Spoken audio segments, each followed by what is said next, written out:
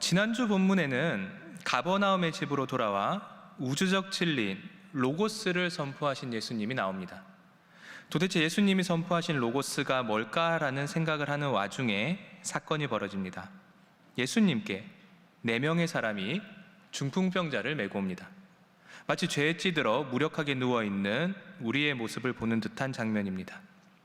그러한 의미에서 예수님이 선포하신 내 죄사함을 받았느니라 라는 말씀은 이야기 속의 중풍병자와 그리고 그 이야기를 읽고 있는 우리 모두에게 참 적절한 말씀인 것 같습니다. 동시에 로고스라는 말을 붙이기에 부족하지 않은 말씀입니다. 자, 오늘은 과연 어떤 말씀이 나올지 한번 살펴보도록 하겠습니다. 마가복음 2장 12절에서 13절의 말씀입니다. 2장 12절에서 13절을 우리 다 같이 한번 읽어보겠습니다. 시작. 그가 일어나 곧 상을 가지고 모든 사람 앞에서 나가거늘 그들이 다 놀라 하나님께 영광을 돌리며 이르되 우리가 이런 일을 도무지 보지 못하였다 하더라. 예수께서 다시 바닷가에 나가심에 큰 무리가 나왔거늘 예수께서 그들을 가르치시니라. 아멘. 이전 본문에서 예수님은 죄 사함을 선언할 때는 침묵하다가 중풍병을 고치자 환호하는 어리석은 무리들을 보십니다. 예수님이 그런 어리석은 무리들을 보십니다. 참 씁쓸한 장면입니다. 그 모습을 보시고 예수님이 답답하셨는지 바다처럼 넓게 보이는 호숫가로 나가십니다. 이렇게 이해를 하고 다음 말씀으로 넘어가려는데 우리의 눈길을 끄는 단어가 등장합니다. 13절을 보십시오. 예수께서 어떻게? 다시 바닷가에 나가시매. 처음 가신 것이 아니라 다시 가신 겁니다. 예수님께서 이전에도 바닷가에 가신 적이 있는 것 같습니다. 언제 가셨을까요? 마가복음 1장 16절을 보겠습니다. 이렇게 나옵니다. 갈릴리 해변으로 지나가시다가 시몬과 그 형제 안드레가 바다에 금을 던지는 것을 보시니 그들은 어부라. 아멘. 예수님이 제자를 부르실 때 가셨던 곳이 바닷가입니다. 16절에는 해변이라고 나오지만 원어로 보면 오늘 본문에 나오는 바닷가와 같은 단어입니다.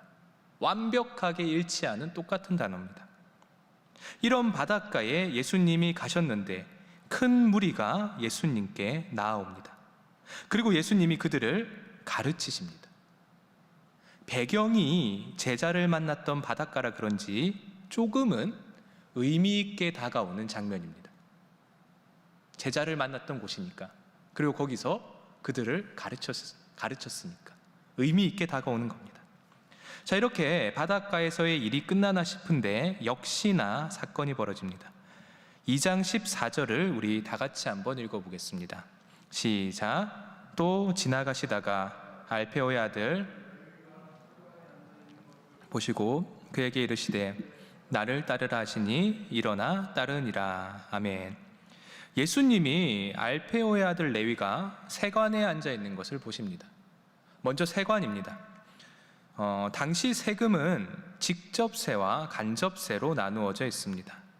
직접세는 각 사람마다 부여되는 인두세와 토지세가 있습니다. 사람인 머리두입니다. 사람 한 명당 매기는 세금인 인두세와 토지에 붙이는 토지세로 이루어져 있습니다. 그리고 간접세는 관세, 판매세, 통행세 등등 기타 잡다한 세금들이 있습니다. 그럼 이 세금을 어떻게 걷냐?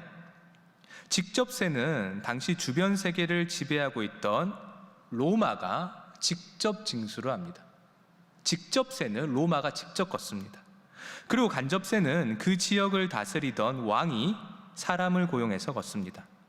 당시 가버나움은 헤롯 안티파스가 다스리고 있었는데요, 아마 오늘 본문에 나오는 이 세리가 이 헤롯 안티파스에게 고용된 세리였을 겁니다. 이 세리 레위는 갈릴리 호숫가에서 잡히던 물고기들에게 세금을 매겼을 겁니다.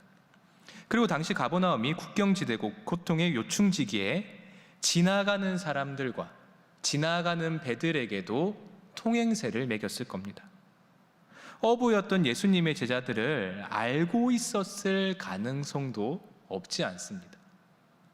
왜냐하면 예수님의 제자들이 어부잖아요. 물고기에도 세금을 매기고 지나가는 배들에게도 세금을 매기니까 봤을 수도 있습니다. 세금을 매기면서. 그러면 이러한 일을 하는 세리의 평판은 어땠을까요? 세리의 평판은 어땠을까? 한마디로 최악이었습니다. 이유는 분명합니다. 세리가 백성들을 착취했기 때문입니다. 당시 간접세는 참 특이한 방식으로 걷었습니다. 한 지역에 일정한 금액을 정하고 그만큼을 세리에게 걷게 했습니다. 그런데 세금을 거둘 때 어떻게 걷냐면 세리의 월급도 함께 걷게 했습니다. 그게 당시의 법이었습니다. 그러면 당시 세리들이 어떻게 했을까요? 정직하게 자신의 월급만큼만 가져갔을까? 그럴 리가 없죠. 중간에 껴서 엄청난 폭리를 취했습니다. 예를 들어 A라는 지역에 매겨진 세금이 100억입니다. 그러면 세리가 어떻게 할까요? 200억을 걷어버립니다. 그렇게 200억을 걷고 100억은 내고 100억은 자기가 가져가는 겁니다. 그래서 당시 유대인들은 세리를 도둑이나 살인자와 다름이 없다라고 여겼습니다. 이 세리는 유대인의 법정에 배심원이나 증인으로 설 자격이 없었습니다. 증인으로 설 자격도 없다라는 겁니다. 사람 취급을 안 하는 거죠. 그리고 유대 사회에서 가장 핵심인 회당에서도 쫓겨났습니다. 정치, 경제, 사회, 문화의 중심이 회당입니다. 유대인 사회의 핵심이 뭐냐? 회당이라고 하시면 됩니다. 그런데 그 회당의 멤버가 아닌 겁니다. 유대인인데 쫓겨나는 거죠. 그리고 세리의 가족이기만 해도 수치를 당했습니다. 제 부모님이 세리래, 손가락질하는 겁니다. 그리고 또 세리가 만지면 집도 부정하다라고 했습니다. 집에 들어가면 그 집이 부정해지는 겁니다. 그리고 세리에게 돈을 받거나 구호품을 받는 것도 금지했습니다. 왜? 그들의 돈은 다 강탈한 돈이니까. 도와주는 것도 못하는 겁니다. 그리고 심지어 어떤 것도 있었냐면 당시 힐렐 학파와 샴마이 학파라는 극과 극인 양대 학파가 있습니다. 견원지간입니다. 그런데 이 두 학파가 세리에게 거짓말한 것은 처벌받지 않는다라는 규정에 둘 다 찬성을 합니다. 견원지간인데 원수인데 세리와 관련된 일에서는 협력을 하는 겁니다. 그만큼 세리는 당시 최악의 평판을 지닌 직종이었습니다. 그런데 예수님이 그런 세리 레위에게 말씀을 하십니다. 14절을 보십시오. 이렇게 나옵니다. 레위가 세관에 앉아 있는 것을 보시고 그에게 이르시되 나를 따르라 하시니 일어나 따르니라. 아멘. 나를 따르라. 원어로 아콜로 루데오란 단어인데요, 예수의 제자들에게만 쓰이는 특별한 단어입니다. 그냥 따르다가 아닙니다. 제자들에게만 쓰이는 단어입니다. 예수님이 세리를 제자로 부르십니다. 그리고 세리 레위는 일어나 즉시 예수님을 따릅니다. 충격적인 사건이 벌어진 겁니다. 이제 15절입니다. 15절을 우리 다 같이 한번 읽어보겠습니다. 시작. 그의 집에 앉아 잡수실 때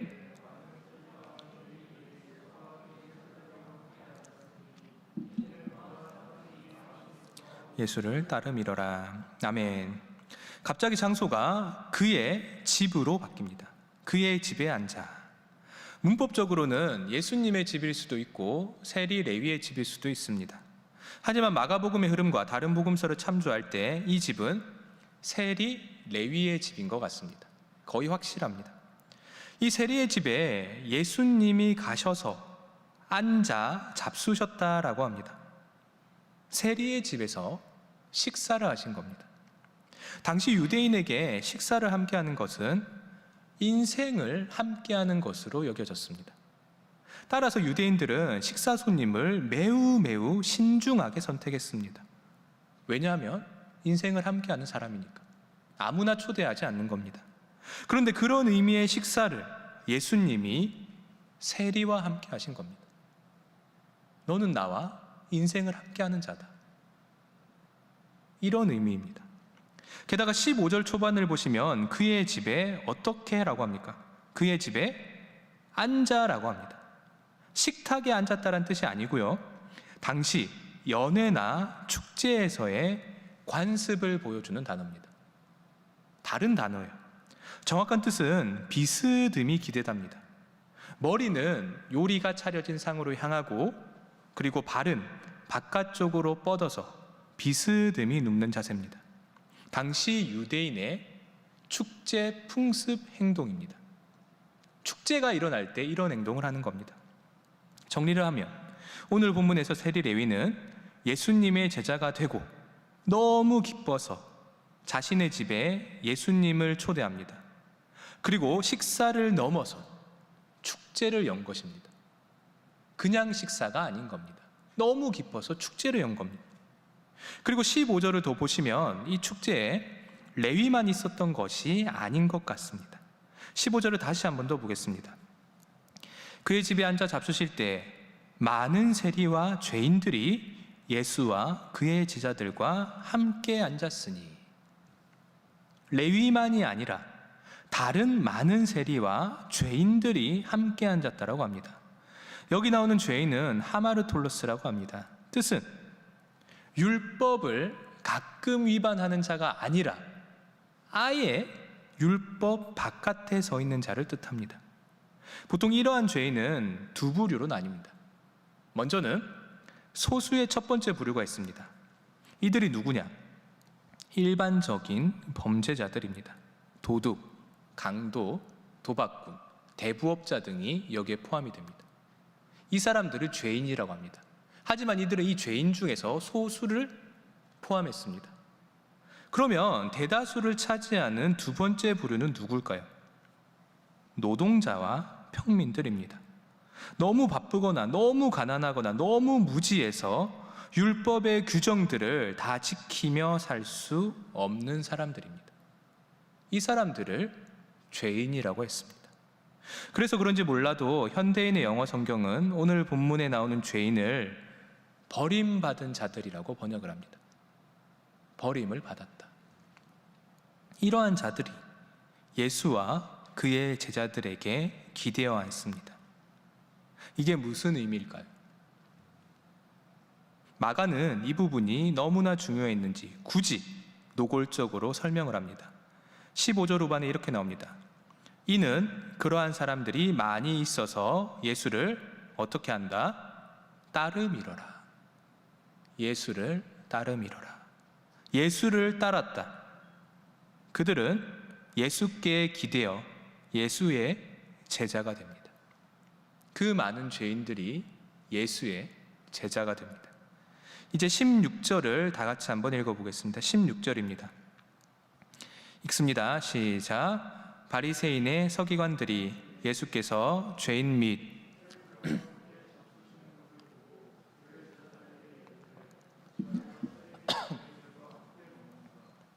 아멘. 바리새인의 서기관이 등장합니다. 바리새파는 당시 사두개파, 에세네파와 함께 큰 영향력을 가졌던 종교 당파 중에 하나입니다. 크게는 유대교가 있고 그 안에 바리새파라는 당파가 있는 겁니다. 이들의 가장 큰 특징은 율법입니다. 누가 뭐래도 율법입니다. 그리고 이 율법을 지키기 위해 무엇을 만드냐 하면 율법의 울타리라는 것을 만듭니다. 그리고 그것을 철저하게 지킵니다. 예를 들어 율법의 울타리를 치고 그 울타리를 철저하게 지키면 어떻게 됩니까? 그 안에 있는 율법은 굉장히 안전해지겠죠. 이들이 그러한 행동을 했던 겁니다. 그리고 그들은 그러한 율법의 울타리를 통해 일상적인 삶 속에서의 정결과 거룩을 추구했습니다. 의외로 괜찮죠? 바리새인들이 당시에 괜히 존경을 받은 게 아닙니다. 율법이 있고 그리고 그것을 지키기 위해 율법의 울타리를 만들었는데 그것을 왜 만드느냐? 일상 속에서의 경건, 일상생활에서의 정결과 거룩을 지키기 위해 그러한 행동을 했던 겁니다. 그러다 보니 당연히 정결법, 특히 음식법에 민감할 수밖에 없습니다. 왜냐하면 누구나 밥은 먹잖아요. 일상 중에 가장 중요한 것 중에 하나죠. 하루 3번 밥 먹으니까. 그러니까 정결법, 특히 음식법에 민감한 겁니다. 더군다나 오늘 본문에 나오는 사람들은 그냥 바리새인도 아니고 성경의 권위자인 서기관 출신입니다.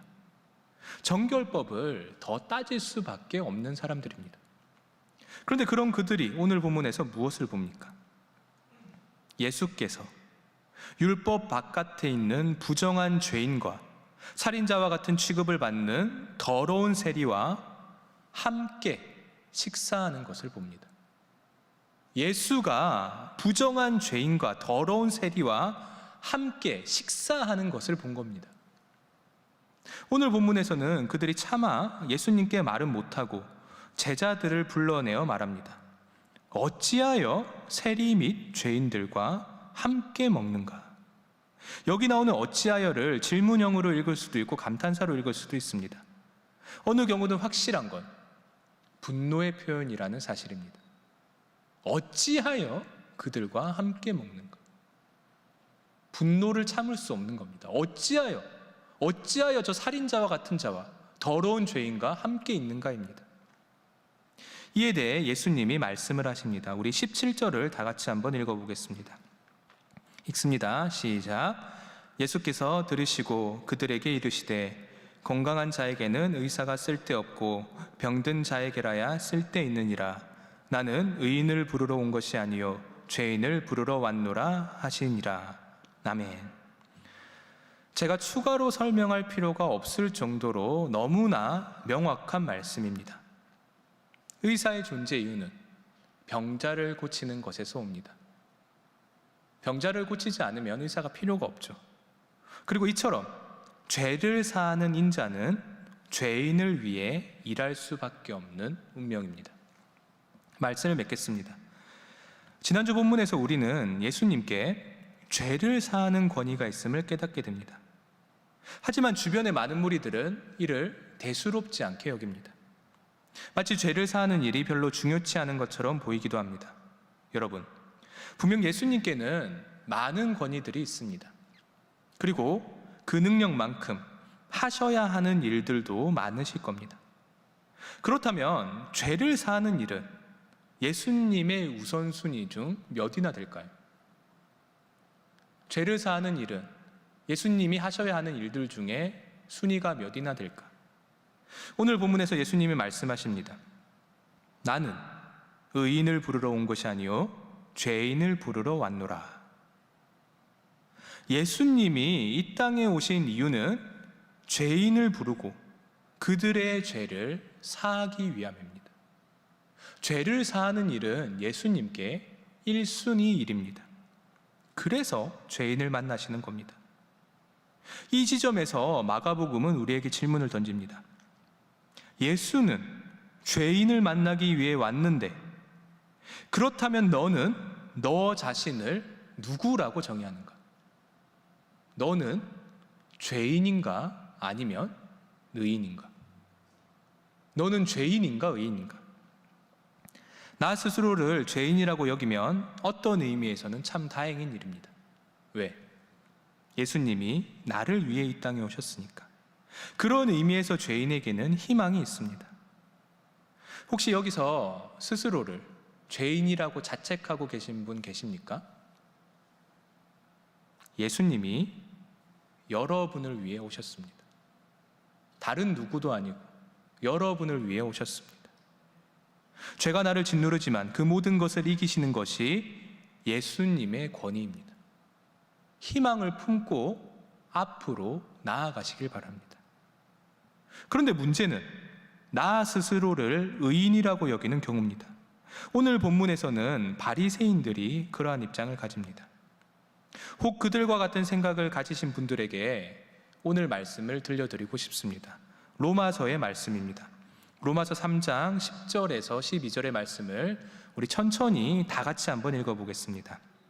읽습니다.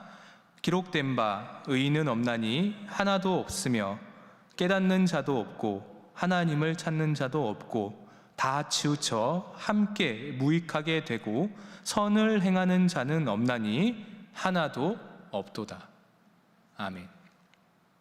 선악과 사건 이후 하나님을 떠난 인간, 하나님을 떠남으로써 생긴 원죄와 그 원죄로부터 파생되는 모든 죄악을 지고 가는 존재, 그것이 우리 인간의 실존입니다. 제가 단호하게 말씀드리겠습니다. 우리 중에 참 의인은 하나도 없습니다. 단 한 명도 없습니다. 엄밀히 말하면 이 세상에는 죄인과 의인이 있는 것이 아니라 죄인과 선의 방향으로 한 발자국씩 걸어가고 있는 덜 죄인이 있을 뿐입니다. 좀 더 시니컬하게 말하면 죄인은 오늘 본문에 나오는 바리새인, 자칭 의인이고, 의인은 스스로를 죄인으로 여겨 하나님을 붙잡고 죄에서 멀어지려 노력하는 덜 죄인입니다. 기준은 하나님을 의지하냐 안 하냐입니다. 자칭 의인은 자신에게 하나님이 필요 없다라고 생각하기에 하나님과 멀어져 죄인이 됩니다. 하지만 스스로를 죄인이라 여기는 사람은 간절히 하나님을 원하기에 하나님 옆에 붙어 있음으로써 선의 방향으로 나아갈 가능성을 지닌 덜 죄인이 됩니다. 세상은 죄인과 덜 죄인이 있을 뿐입니다. 이런 의미에서 우리 예수님은 인류 모두가 죄인이기에 한 부류만을 위해 오신 분이 아닌 모든 자를 위해 오신 분으로서 존재할 수 있게 됩니다. 그리고 이와 더불어 우리가 생각해 볼 것은 우리 교회가 왜 존재하는가입니다. 예수님은 죄인을 위해 오셨는데 우리는 왜 존재하는가? 그저 우리끼리 교제하며 즐겁게 보내기만 하면 될까? 만약 교회의 정의를 예수를 따르는 무리들의 집합이라고 한다면 우리 교회는 친교 동아리 수준의 단체로 남아서는 절대로 안 됩니다. 세상의 죄악을 품고 생존을 위해 찌들어 어쩔 수 없이 울타리 밖으로 떠밀려간 그 존재들을 품도록 노력해야 합니다. 그들을 품어야 하는 것입니다. 그리고 그 미션이 거의 불가능에 가깝다 하더라도 그것을 이상향으로 삼고 끝까지 나아가야 합니다. 우리가 죽을 때까지 그 방향으로 나아가야 하는 겁니다. 두 가지 권면을 드립니다. 먼저 이번 한 주간 진지하게 나 스스로에 대해 고민해 보시길 바랍니다. 눈치 볼 필요 없잖아요. 스스로에게 질문하면 되니까. 나는 나 스스로를 솔직히 어떻게 생각하고 있는가? 나는 나를 의인이라고 생각했는가? 죄인이라고 생각했는가? 나에게 정말 예수가 필요한가? 정말 솔직히 그렇게 생각하고 있는가? 그리고 필요하다면 어떤 의미로 예수가 나에게 필수 불가결한 존재인가? 나에게 돈이 없어서, 직위가 없어서? 예수가 왜 나에게 필요한 존재인가? 이 질문을 하고 스스로에 대해 한번 고민해 보시길 바랍니다. 그리고 동시에 실제로 이 세상을 향해 손을 뻗어보는 시도를 하는 한 주가 되길 바랍니다. 소외되고 삶의 어려움으로 인해 교회와 멀어진 이들이 있나 주변을 한번 둘러보시기 바랍니다. 분명 있을 겁니다. 여러분의 시야에 있잖아요. 사실 마음속에도 있고. 그들에게 연락도 좋고 따뜻한 말 한마디도 좋습니다.